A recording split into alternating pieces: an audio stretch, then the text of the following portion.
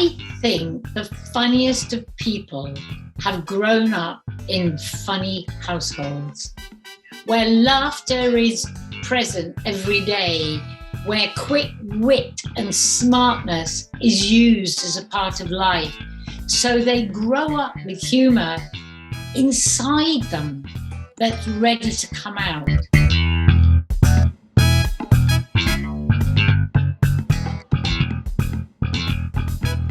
Welcome to the Humourology Podcast with me, Paul Boross, and my glittering lineup of guests from the worlds of business, sport and entertainment, who are here to share their wisdom and their use of humour with you. Humourology is the study of how humour can dramatically improve your business success and your life. Humourology puts the fun into business fundamentals, increases the value of your laughing stock, and puts a punchline back into your bottom line. Please remember to like, subscribe, and leave a review wherever you get your podcasts. My guest on this edition of the Humourology Podcast is a multi-award-winning icon in the world of dance and philanthropy. As the founder of the seminal dance group Hot Gossip, she has built a career as a high-quality choreographer, having done work in the West End, Broadway, and Hollywood. In addition to her creative career as a choreographer, she has also had a cracking career creating television magic as a judge and presenter on programmes like So You Think You Can Dance and, of course, Strictly Come Dancing. She was appointed an OBE in 2001, a CBE in 2013 and a DBE in 2021 for her work in the world of dance and charity. In addition to being a legend of choreography, she has created several charitable events to raise money for survivors of tragedy. Dame Arlene Phillips, welcome to the Humourology Podcast. Thank you, and what a lovely introduction. That was fun. Oh, you see, we're having fun already, Arlene. No, it was all true and quite a remarkable career. I've been following your career from afar for quite a while, and I'll explain how later. But firstly, I wanted to take you back to Prestwick, near Manchester, where you were born growing up. Was humour valued in your family? I never thought of humour at all in my family, but I do remember my father laughing. Anything he saw of Charlie Chaplin, he would be on the floor laughing. And so that sticks with me, that physical humour was there, even though I didn't notice it, as what it was one could laugh at fully. And literally, it didn't matter if you wanted to go and pee, the laughter was so great. That's funny you mentioned physical humour, because so much of what you've done in the world has been about physicalizing actually movement and enhancing things through physical humour. What your father was a barber, wasn't he? Yes. And Yeah. so I'm always imagining that barbers have to have a bit of patter and have to have a little bit of humour. One would think, but my father was actually quite a serious man. You know, he'd had a tough life growing up. I mean, really tough, you know, thrown out of home at 12 years old by the archetypal, almost wicked stepmother, who had her own son. My father's mother died when he was very young, 2 years old, and the stepmother came in and eventually had her own child, and that was time for my father to go. So he carried the weight of the world. And so it was incredible, you know, that it took a Buster Keaton or Charlie Chaplin to make him laugh. There wasn't a lot of humour in the air or humour that was, which is what I love, what I call accidental humour. People are funny and they have no intention of actually being funny. So there wasn't a lot of that around. So to me, laughter was something you had to see to experience. Oh, isn't that interesting that that you had to, the physical humor was the humor that actually resonated with you, which makes sense, doesn't it, given what you've done all your life? Yes, it certainly does. And I wouldn't say that I was someone that was specifically brilliant at physical humor. Often, even when I'm creating humor, the comedy happens accidentally. But there are the most incredible directors whose work in actually timing a look is extraordinary. I'm working with Eric Idle a great deal, and the Pythons. Their humor would be not accidental, but it was about who looks at who when, what makes something funny. It's about timing, comedy timing. Ben Elton, comedy timing. The people I've worked with and experience and taken great knowledge of how to make something funny. When is a joke no longer funny? You know, it's what Eric calls never put a hat on a hat. Find that moment, get away from it. That's the moment. Don't try and build the comedy. It's all about timing. It's so interesting that you talk about timing, because you choreographed, I think, for me, one of the greatest moments of comedy on film ever with Monty Python. As you mentioned, the meaning of life. Every sperm is sacred is absolutely perfect in every way. From the physical comedy they get into it. Can you just talk a little bit about how you created something, well, that has lasted forever? Well, what is truly interesting is that working with Terry Jones, who is, and certainly, you know, was the most extraordinary comedian, but also an artist. So working with Terry, he would draw frame by frame what he wanted to see on the film. Underneath would be the bars of music and the lyrics. And I had to turn those little pictures into choreography. And that's the way we worked together.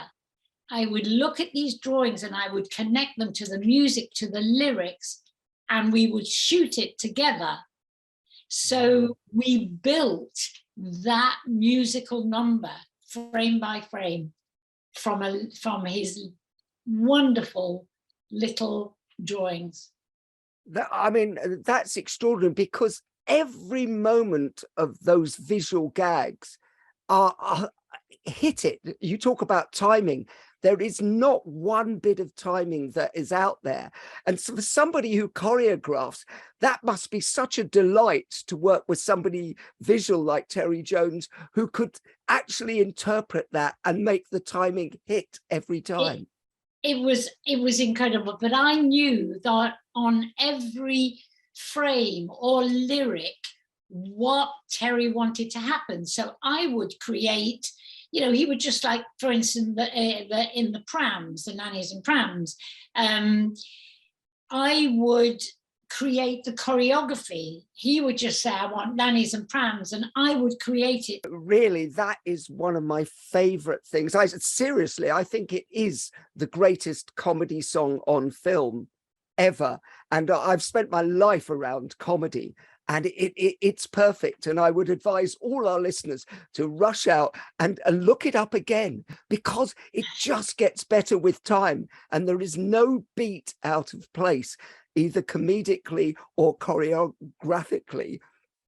It's just perfection on screen. So let's go back to when you were growing up, because I know that both your parents loved ballet, and you talked about your father, who was a Barber-loving chaplain. Obviously, there is something inherent in there about the physicality and loving, even coming from a poor background, getting taken to the ballet. Is that what fired you up, first of all? Absolutely. Seeing ballet was something that I can't even express what it did to me. The way you could combine music and movement, I knew from a very young age, this is what I wanted to do.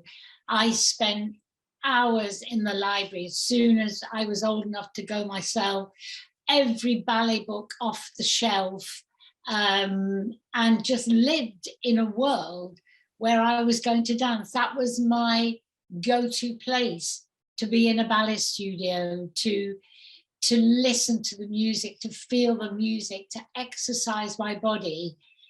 It was really, I look back and think this was a gift of escaping. I didn't enjoy school. I wasn't particularly bright at school. And as ever, it feels that the brightest children are the ones who come in for praise. And when you're back of the class, you know, no one ever thinks anything of you. But I had my world where I was dancing, and so nothing else mattered.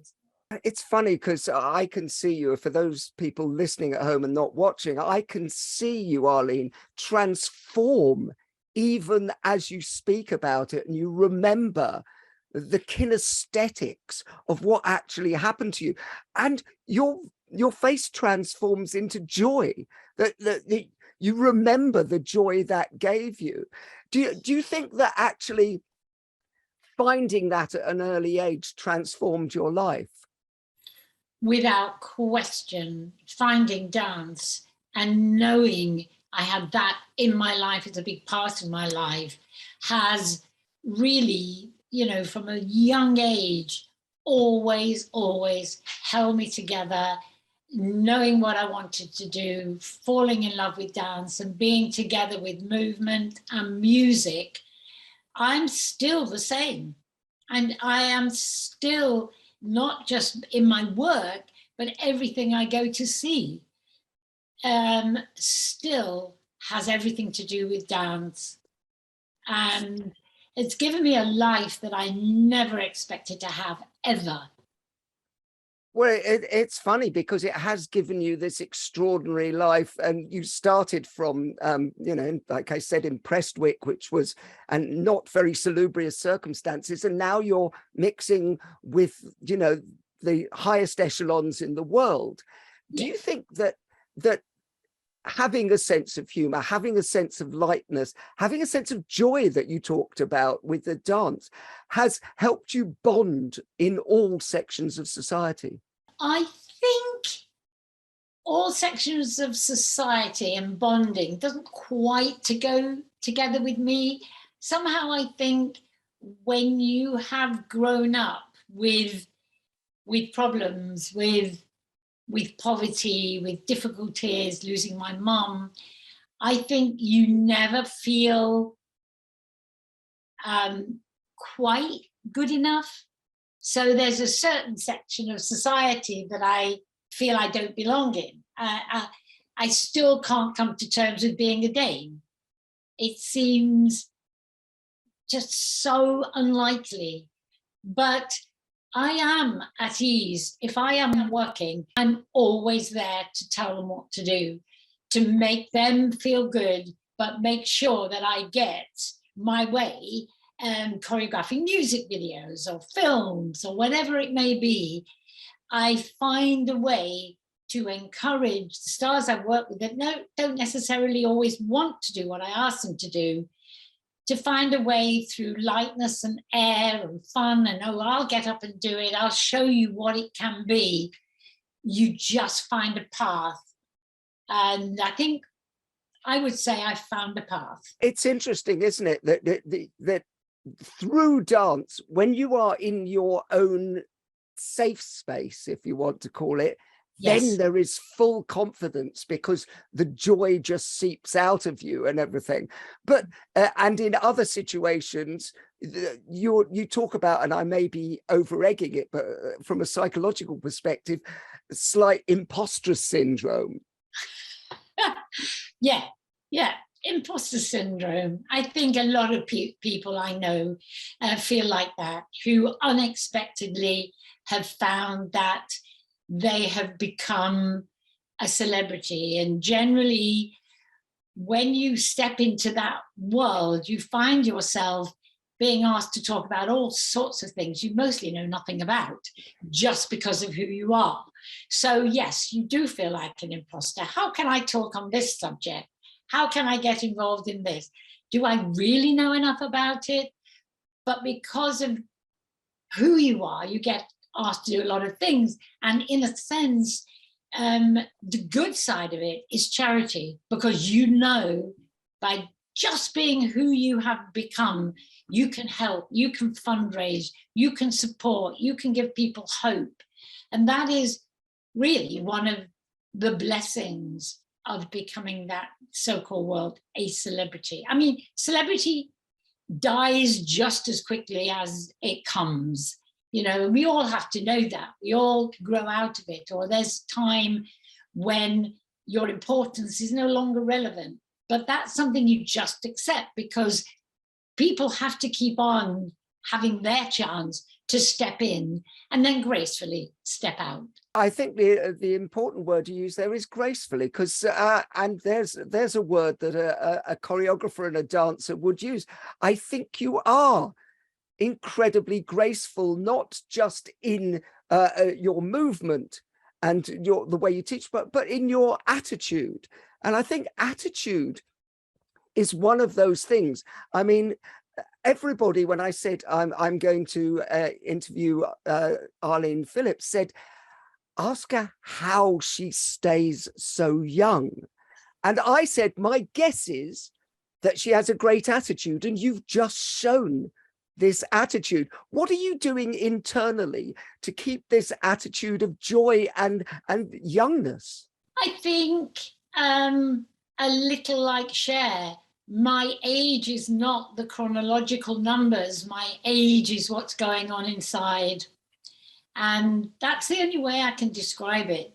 If I feel energetically bright internally, it's just going to pop out, whether I like it or not.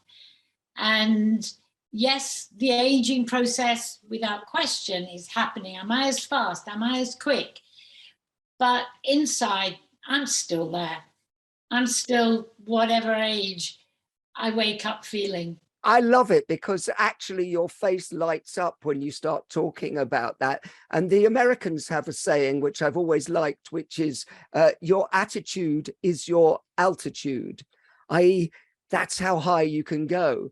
And with the right attitude. But I've talked to our producer today, David, who you know very well. And David said he was astonished that he was at a party with you a few months ago, and you were still dancing away at 2 o'clock in the morning with all the vim and vigor that is there, you know.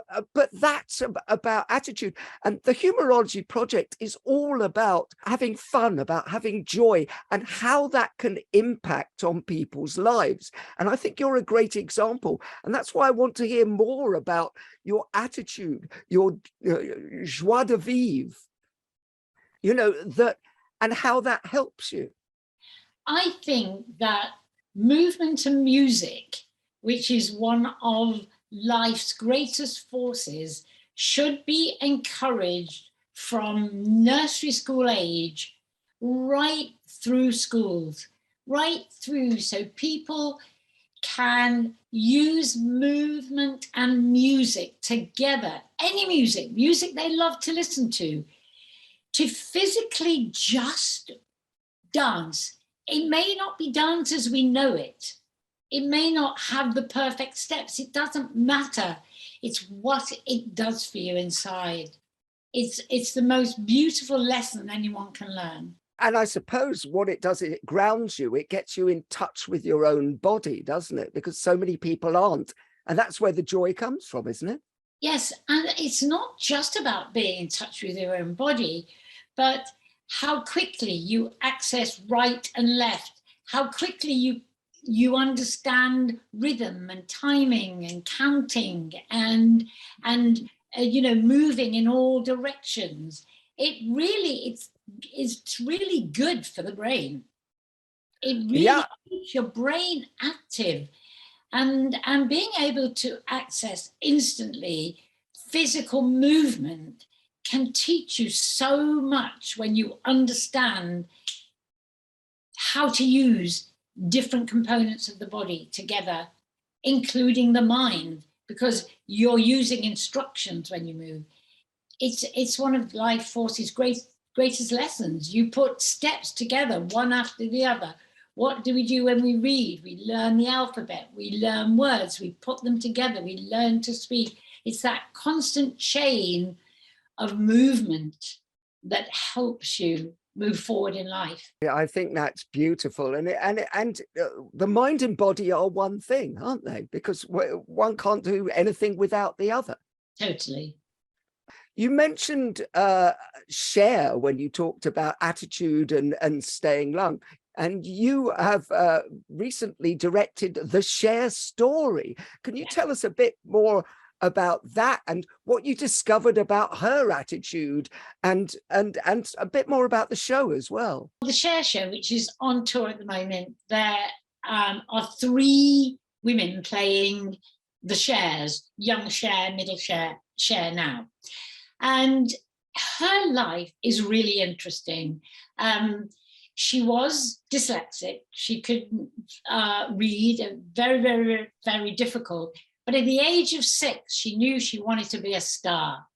That's what she wanted to be, a star like Dumbo. You know, Dumbo's a star, which is funny because Dumbo's an elephant, as her mother tells her. But she knew that she wanted to be a star, and she knew that she struggled. But through her life, she became very, very strong in empowering women to be as strong as men, which women never felt that. It wasn't really an experience. You know, men were the dominant ones, women followed. She changed all of that for women. The sense of also today, her being young inside, she treats every day as a day to enjoy, a day to love, a day to stay young. No matter as the days creep up, she's going to use them for her own self and how she wants to use them. The show is her life story. It's full of all of the hits she had. In every decade, she had a #1 hit. I mean, she's astonishing, and also a real activist. So what more could you want, you know? And when her mother says to her famously, you know, why do you need to marry a rich man? She says, "Mom, I am a rich man." Oh, I think that says it all. oh, I think so, and she is a force of nature, and you have been around so many forces of nature. You've worked with so many divas in your life: Aretha Franklin, Whitney Houston, Tina Turner, and kindly Elton John as well. You know, I would class And Elton Freddie Mercury. and Freddie, of course. We used to be produced by John Deacon of Queen, so I used to see them a lot. And yes, Freddie was remarkable. How important, when working with these extraordinary people, is it to connect with them on a human level and use humor or good humor to find the humanity and the humility in them? You have to connect with stars, and some of them are very different. I mean, Elton used to come to make the music videos, and he wasn't fond of getting up early. Tell me what I've got to do, just show me what I've got to do on the day. Freddie, on the other hand, was there from the start. Right, I want you in a meeting. Let's talk about the music. What are we going to see? This is what I want. What can I do? Freddie's really funny, off the cuff. Elton, more serious, but then he can just land something that just has everybody on the floor. Very, very different working practice, but you have to be there, be ready. You have to measure their moods and be serious when there is a moment to be serious, and just get the humor in when you can sneak it in. I always take my tone in a reaction to the way they are. I'm very, I think, sensitive and quite good at reading people. So I know when is the right time to laugh it off and when is the right time just to focus and keep somebody centered. That's really interesting, because you said measure the mood, which I thought was a beautiful phrase. And to me, as a psychologist, I think that's about listening. And I think all the people who connect best with everyone are the people who can listen to the other person. And I'm thinking, measure the mood is such a perfect phrase that I think I'm going to steal it. I'm going to put it in a book one day, Arlene, and you'll get a credit. Don't worry. Yeah, I always think of my work as measuring the mood. You know? And obviously, sometimes it's easier to measure the mood than it isn't. Have there been times when you found it difficult to find a way into somebody's psyche and measure their mood, or can you pretty much turn it on at will? Sometimes it's hard, you're working with highly emotional, sensitive people, and for no reason at all. I mean, Andrew Lloyd Webber is famous for his outbursts, and they spring from nowhere. I think I was pretty good at getting through all of that with Andrew, because I think within me is a great mothering instinct, which I can pull out when needed. That's really interesting. You called it a mothering instinct, and I just call that caring, and that they can tell that you actually care and you want to take them with you on this journey. Because I mean, obviously, you've been around incredibly creative people all your life. And actually, one of the things I was going to ask you is creativity enhanced by humor? I think creativity and humor go side by side. Absolutely bring humor into your creativity. Everybody loves to laugh and smile. For me, it's the unexpected humor I like, the unlikely humor. I love, there was a series on TV called Flowers with a very creative director, actor called Will Sharp, who plays a character in Flowers called Shun, that had me on the floor.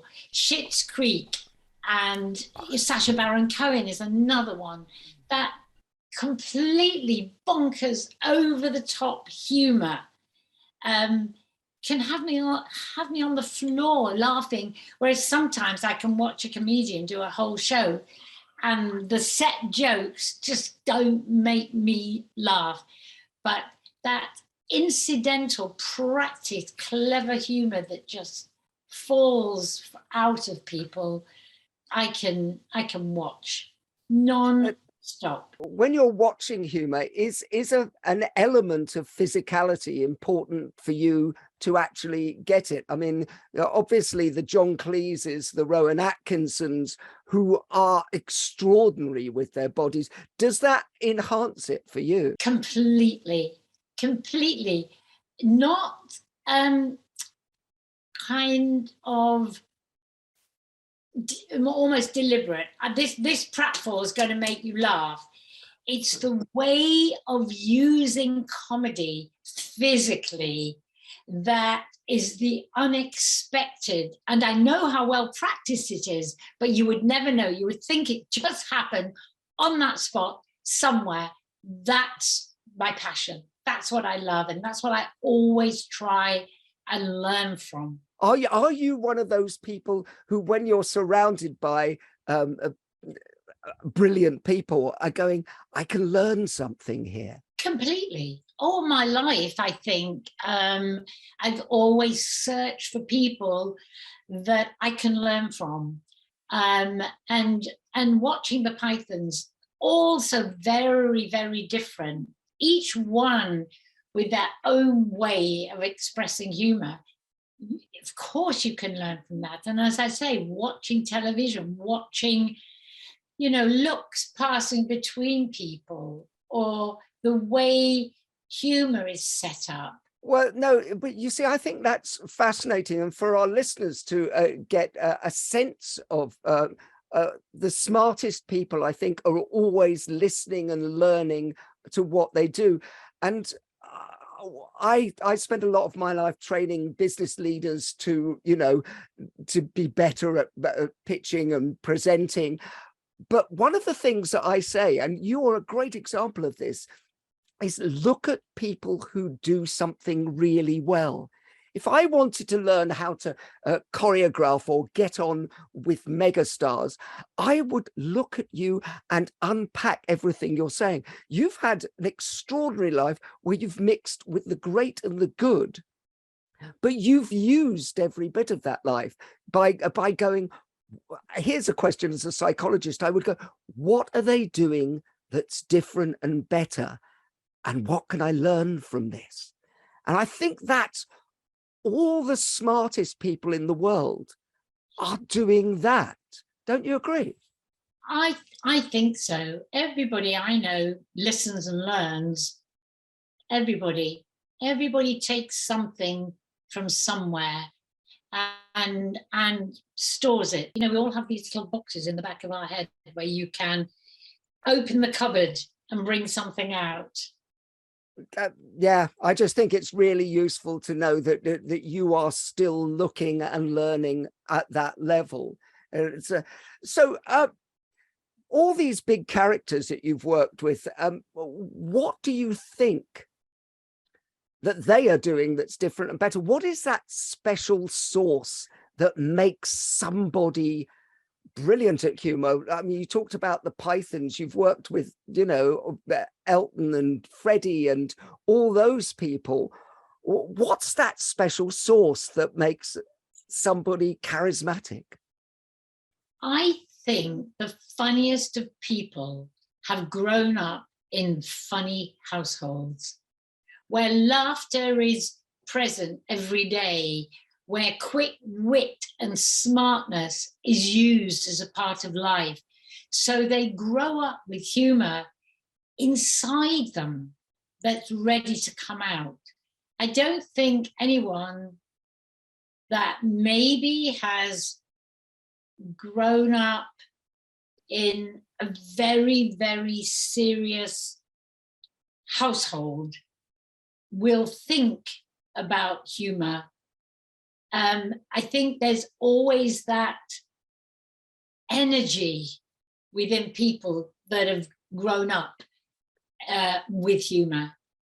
So do you think it's sort of by osmosis in a sense that you catch it? I think it's by osmosis, but I'm also surprised how so many doctors, and some I know who are, have been practicing doctors, are now comedians. Where does doctor and comedian come together? One of the funniest people I know is a man called Harry Brunges, who is the chairman of the English National Opera.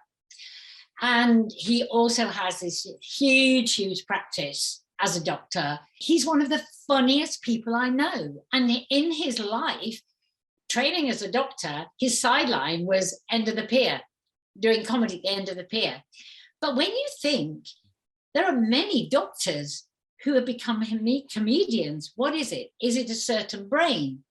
Is it a certain comedy brain? Because a lot of academics are comedians. Is there a connection between academia and comedy? Well, it's very interesting because we've had Dr. Phil Hammonds. Do you know Dr. Phil?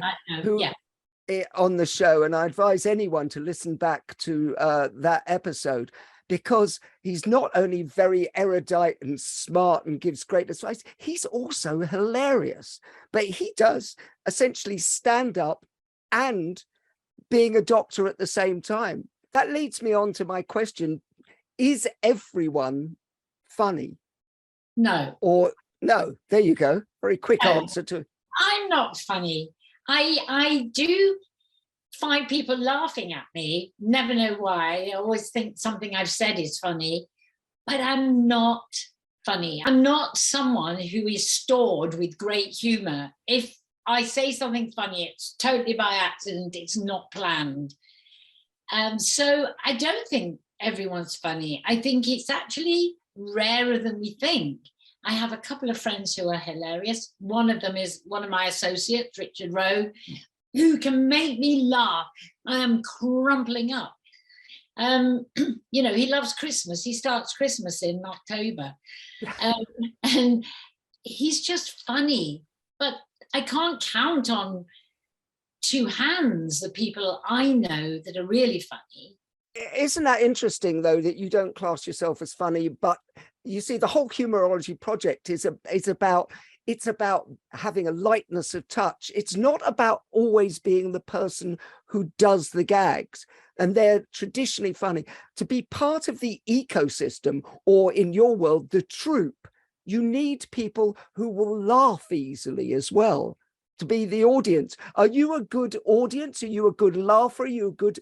Do you bring out the best in these people? I think I'm a pretty good audience, because often on my WhatsApp to various people that I WhatsApp, and the amount of times they come back with the laughing, crying, Emoji. Symbol emoji is frequent.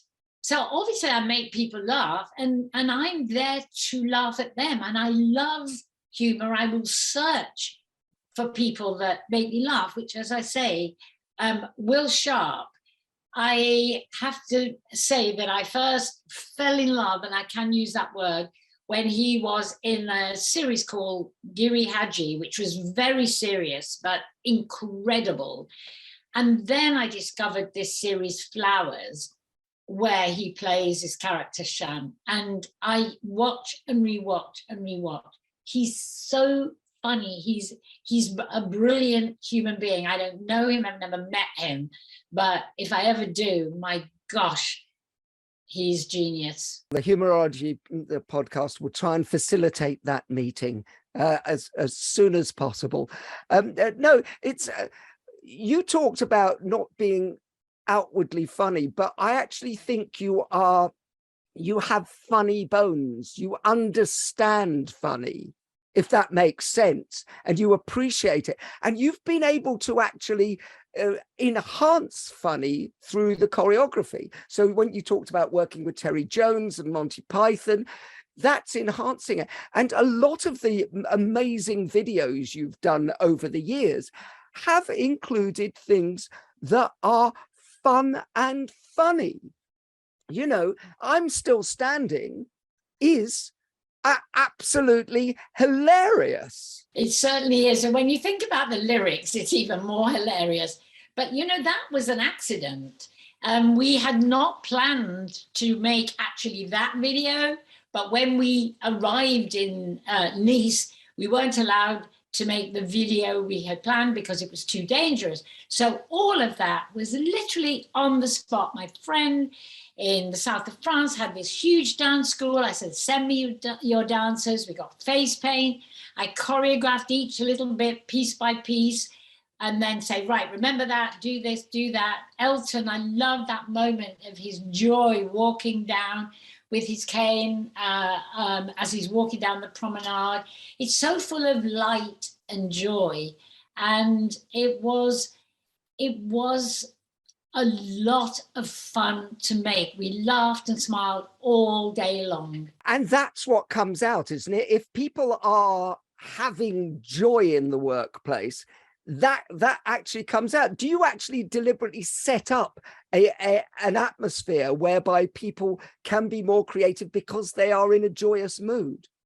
I am totally keen on trying to give everyone the opportunity to express themselves, everyone to have an opportunity to feel that they can get involved. And yes, lightness and humour in a workplace is definitely beneficial. You know, humour and laughter is good for the endorphins.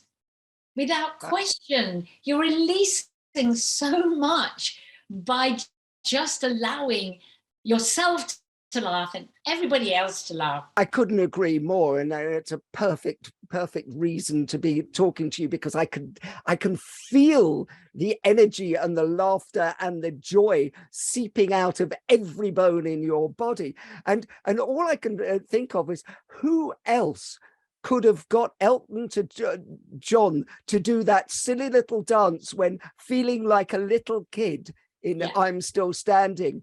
That's, yes, it's an iconic image. And I don't think somebody else could have got that out of him. It was a power of persuasion.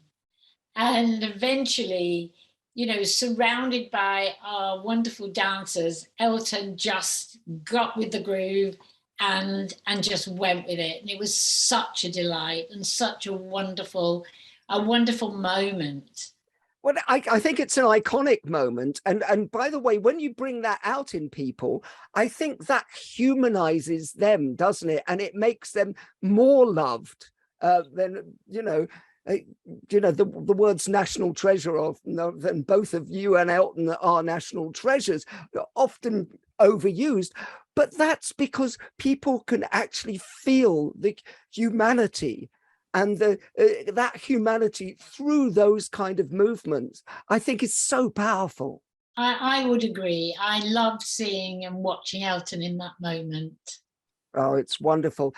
Well, Arlene, we've reached a time in the show which we like to call quick fire questions. Okay. Quick fire questions.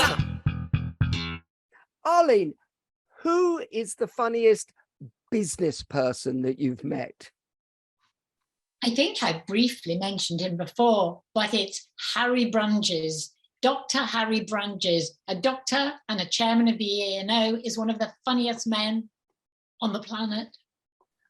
And what makes him so funny? Is he physical with that funny, or is it just verbal? He's not very tall, so he is quite sort of physical and animated, but it's the way it just comes out so fast. He's a quick talker, and he has a quick comedic answer for anything and everything. What book makes you laugh, Arlene? I cannot even think of a book that has made me laugh. Maybe reading A Cat in the Hat to my daughter is about the closest I've got to actually laughing in a book. Well, that's a lovely answer. Dr. Seuss and all those books are magnificent. And isn't there something about laughing because your child laughs and you get that sort of feeling, that bonding feeling as well? It's completely about the response your child has, totally and utterly. Hearing them laugh, best thing in the world. It's like medicine. Absolutely. So what film makes you laugh? I think I have to do a recent film, which is the Borat film, Subsequent. I was crying. I was crying in the cinema when I watched that. Yeah. Is it, do you think, because of what you do, that physicality which Sacha Baron Cohen really is probably the best of his era at doing? I think it's not just physical, it's the way he makes everything feel so fresh and of the moment, and the fact he's so damn fearless. Who else would go that far?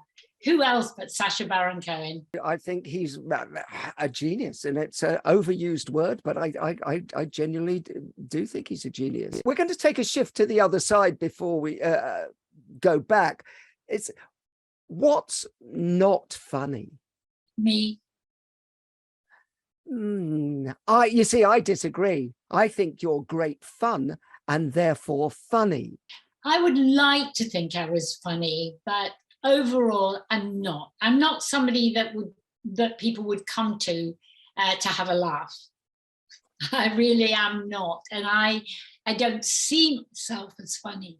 Do you have any red lines of things that you think aren't funny or aren't jokeable about, or do you think everything can, if done in the right spirit? I'm all for humor. I think there are red lines you can draw, because I am very keen not to be offensive. And I know people say you can get away with it within comedy, and you should, but I think that I'm pretty, hold on a minute, that isn't funny.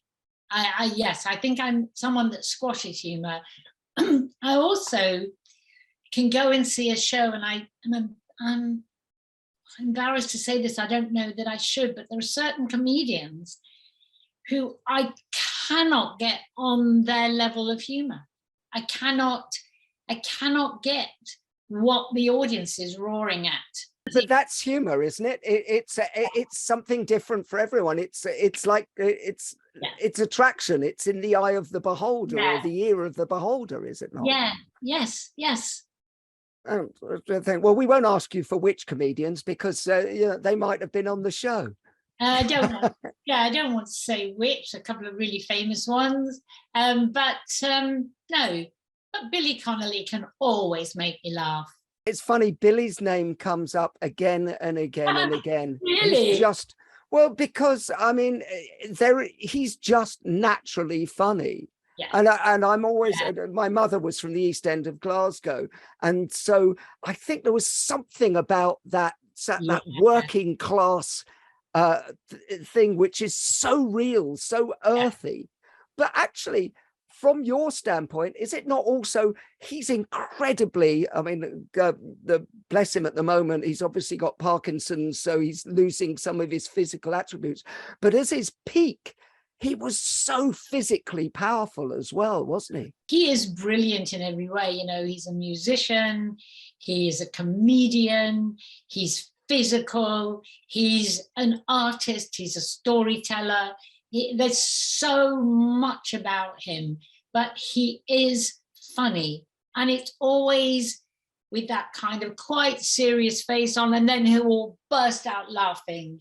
You know, he's very much almost connected to the animal world in his physicality and his big roar of laughter that will come out from nowhere.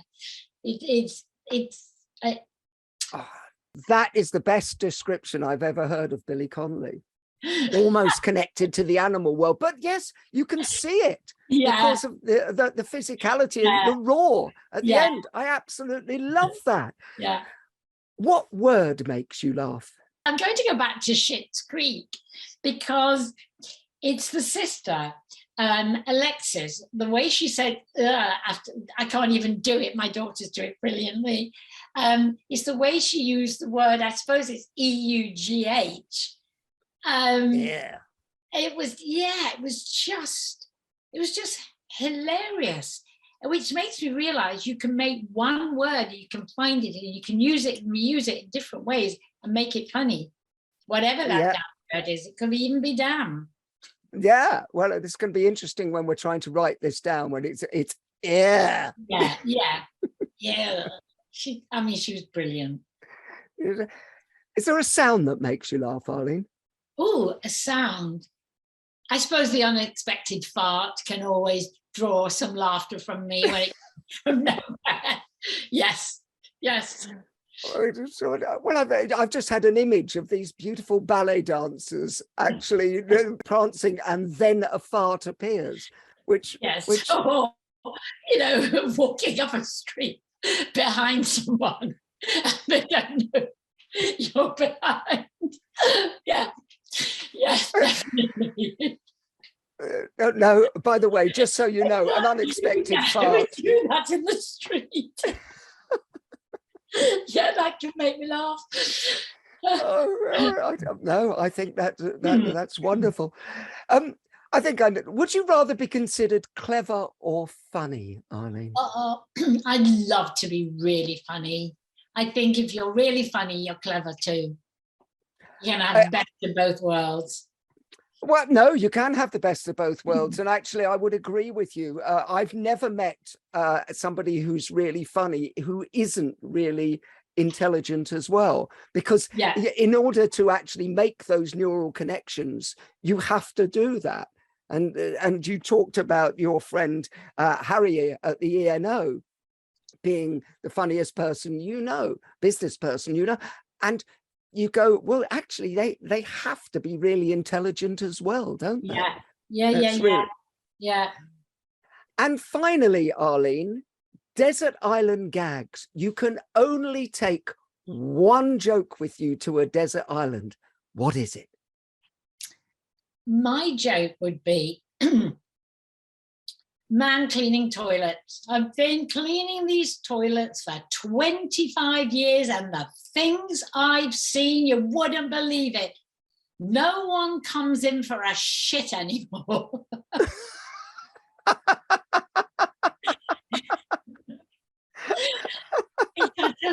It always makes me laugh. I don't know, and I can see why. It's brilliant. It's absolute, and what a lovely way to end. Dame Arlene Phillips, thank you so much for bringing so much physicality and joy into our lives, and actually bringing so much laughter into our lives. You've actually really changed a lot of lives for the better, and I thank you very much for being a guest on the Humourology Project. It's been a real pleasure, Paul. It really has. And I've actually laughed. I think my eye makeup's probably running. Oh, well, there's the greatest thing ever. We've laughed together. Thank you so much. Thank you. The Humourology Podcast was hosted by Paul Boross. Produced by David Rose. Music by Steve Hayworth. Creative direction by Les Hughes. And additional research by Helen Sykes. Please remember to subscribe, like, and leave a review wherever you get your podcasts. This has been a Big Sky production.